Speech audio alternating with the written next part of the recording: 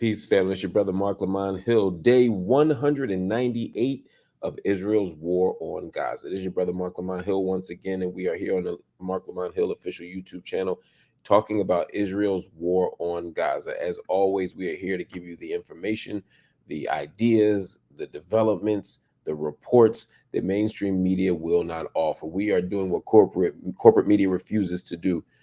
And that's why we are here. I want to shout out some people from the channel who are here, my members. Jazz LP is in the building. Kim Aboyede Acosta is in the building. Boaz Kim Music is right here. Meg L is right here with support. Jordan Taylor, wa alaikum salam, good brother, is right here. Rosability, Karen D, both right here. Farah is right here. Marco the Rarity is here. I want to thank everybody for the patience too as we wrapped up a special episode of Office Hours. Boaz Kim Music is here. All of them here from the channel. Rolando DD is here. Elvis Mawini is here. Alicia is here. And Omega, Omega is here. And Levi Aitken is in the building. Thank you all for joining me. We're going to get started as we talk about Israel's war on Gaza. As always, we begin with the numbers. As of right now, 34,097 Palestinians have been killed since October 7th's war on Gaza began. 76,980 have been wounded in Israeli attacks on Gaza since October 7th. And the death toll in Israel from Hamas's October 7th attacks stands at 1,139. And of course, there are dozens of people still held captive in Gaza. So the numbers are very, very high. Not a day has passed where the numbers haven't gone up. The pace of the deaths, the arc or the trajectory of the deaths continues to be high and moving in the same direction and at the same pace. And so we're very, very concerned at the number of Palestinian people who have been killed. And today's developments are no different. Israeli attacks continue across Gaza with 7 killed in the Nusrat refugee camp after a day of bombings that killed 22 in southern Rafah city. So after 22 people died in Rafah, which is in and of itself disturbing and disgusting, we saw 7 people killed in the Nusrat refugee camp. Speaking of Rafah, a baby girl was delivered from the womb of a woman who was killed in the Rafah attacks. The only bright spot in this woman being killed by the Israeli so-called defense forces is the fact that the baby survived. The baby was delivered, and the baby is currently in an incubator in a hospital, in the El Hilal hospital, which is again in Rafah. So that baby so far has survived. I don't know what the prognosis is. I don't know the likelihood of the baby making it to term. I don't know. But what you can see here in this image is the small baby, and the baby looks actually decent size relative to what I've seen with preemies.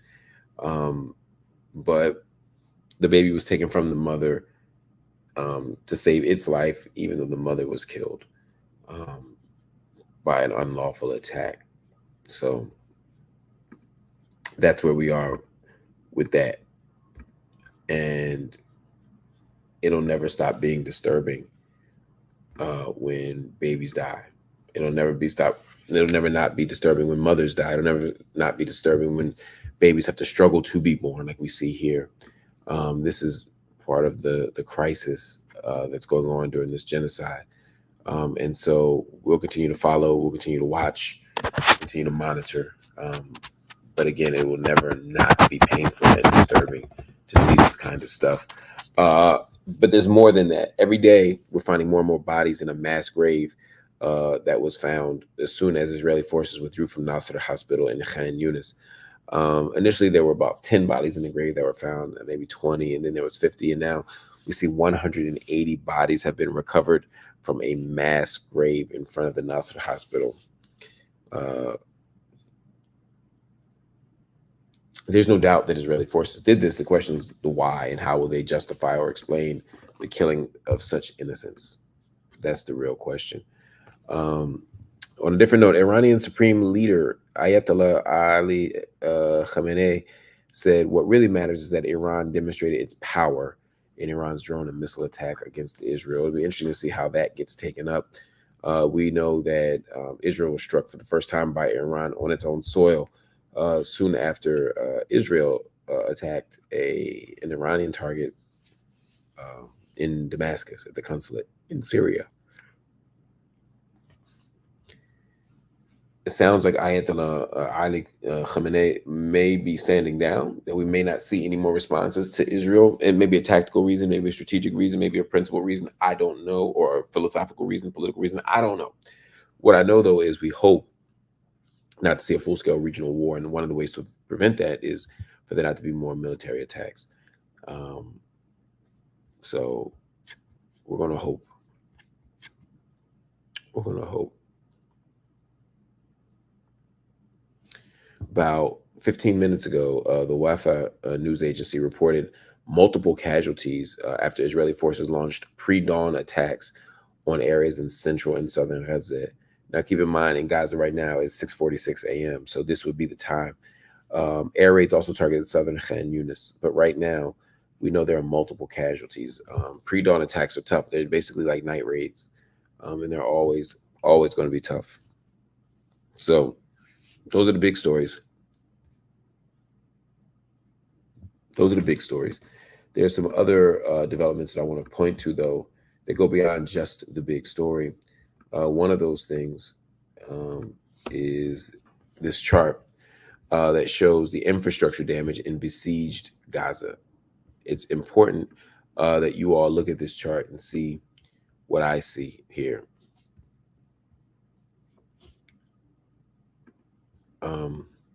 23 million people, 47% of children, 85% of the total population internally displaced. And between April 7th and October 21st, which is right now at this moment, 60% of residential buildings have been damaged. 80% of commercial facilities have been damaged. 267 places of worship have been damaged. 90% of school buildings, 83% of ground wells not operational.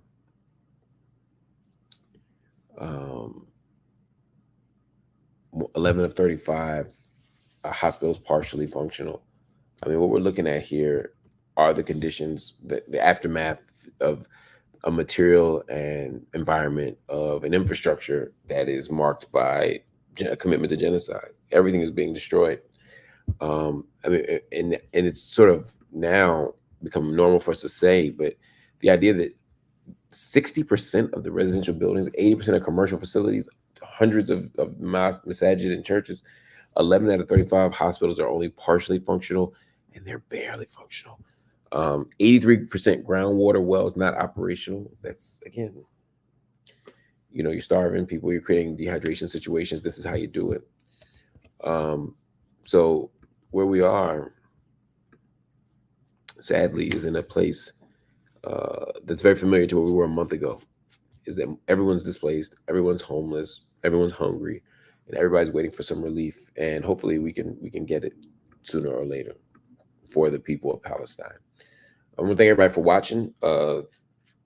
Appreciate you watching the update. Please hit the like button if you have not. Please hit the subscribe button and hit the little bell to get regular updates. And also hit the join button if you're so inclined. Become a member of the channel. People are loving it. Kim Abuyade Acosta just donated 6 memberships, 1 in 5. Farah's donated a membership. And Jordan Taylor just said, did you hear about the airstrike on the playground in the busy market in Marezi refugee camp, unaliving multiple children's airplane? Yes. The last couple of days we've been talking about Marezi a lot. But the killing of children is a special kind of evil. It's a special kind of ignorance. I'm hoping to get the information on that today so that we can talk about that tomorrow. If you have any, please send it to me just so I can get as much detail as possible. But, I'm hearing things about children and none of them are positive or good. It's very, very scary. The airstrike of a playground, it doesn't surprise me. The airstrike of a busy market doesn't surprise me. But I've been covering what's going on in Marezi, and it seems consistent with what you're saying, which is lots of repression, lots of unwarranted violence, lots of isolation. So we're going to cover that as much as we can. All right, family. Thank you for watching. Again, hit that like button, hit that subscribe button, hit that join button. If you're so inclined, also, you can go directly to Cash App or Venmo and drop something in. Every dollar counts. Every dollar is appreciated. Thank y'all for watching. I'll see y'all again soon. Peace.